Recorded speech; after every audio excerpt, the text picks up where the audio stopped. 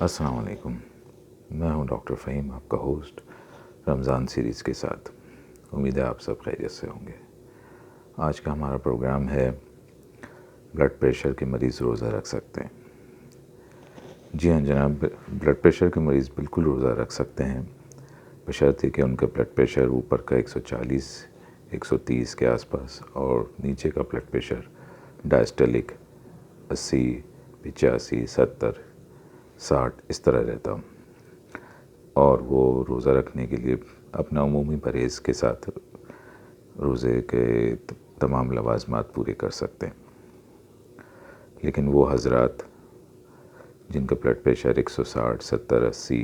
اوپر کا اور نیچے کا 90 105 110 100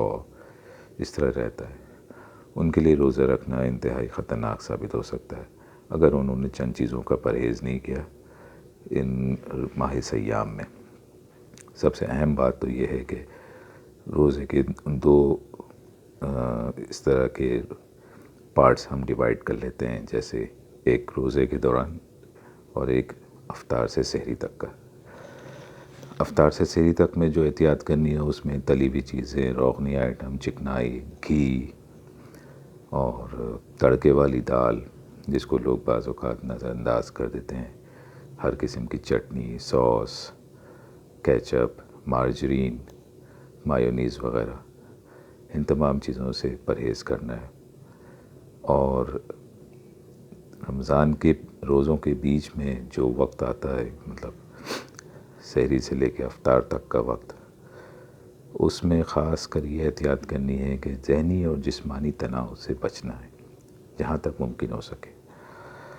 اچھا، ذہنی اور جسمانی تناؤ بہت سارے لوگوں نے شاید نہ سنا ہو کہ اس کی کیا اہمیت ہے، اسے میں کیوں منع کر رہا ہوں۔ اس کی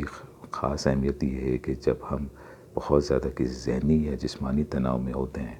تو ہمارے جسم سے، ذہن سے کچھ ایسے خاص قسم کے کیمیکلز نکلنا شروع ہو جاتے ہیں جس سے جو ہمارے درمیان جسم میں جو شریانیں یا رگیں دوڑ رہی ہیں، اس میں جو خون دوڑ رہا ہے، وہ شریانیں رگیں تنگ ہونا شروع ہو جاتی ہیں، جس کی وجہ سے وہ خون کا جو پریشر ہوتا ہے، جیسے آپ ایک پائپ کا منہ چھوٹا کر دیں اور پیچھے سے نل اپنی رفتار سے چلا رہا ہے تو وہ آگے پائپ کا ایک پریشر بڑھنے لگتا ہے، تو اسی طرح وہ پریشر پھر بڑھنے لگتا ہے۔ تو ضروری ہے کہ حالت روزہ میں اپنے ذہنی اور جسمانی تناؤ کو کوشش کی جائے کہ کم سے کم دباؤ میں آنے دیا جائے۔ تو یہ کچھ ضروری احتیاط ہیں، اور سب سے اہم احتیاط یہ ہے کہ ایسے افراد جن کا بلڈ پریشر زیادہ رہتا ہے وہ بالخصوص اپنے قریبی معالج سے یا طبی معالج سے رجوع کریں روزہ رکھنے سے پہلے، اپنی دوا کو، اپنی ڈوز کو فکس کرائیں، اور جیسا جیسا وہ کہیں وہ اس پہ ضرور عمل کریں، اور جو عمومی باتیں میں نے بتائی ہیں ان پہ بھی عمل کریں تو انشاءاللہ ماہ سیام اچھا گزرے گا۔ امید ہے یہ باتیں آپ کے لیے کارآمد ہوں گی۔ اللہ تعالی ہم سب کو ماہ سیام میں احسن طریقے سے روزے رکھنے کی توفیق عطا فرمائے۔ السلام علیکم، اللہ حافظ۔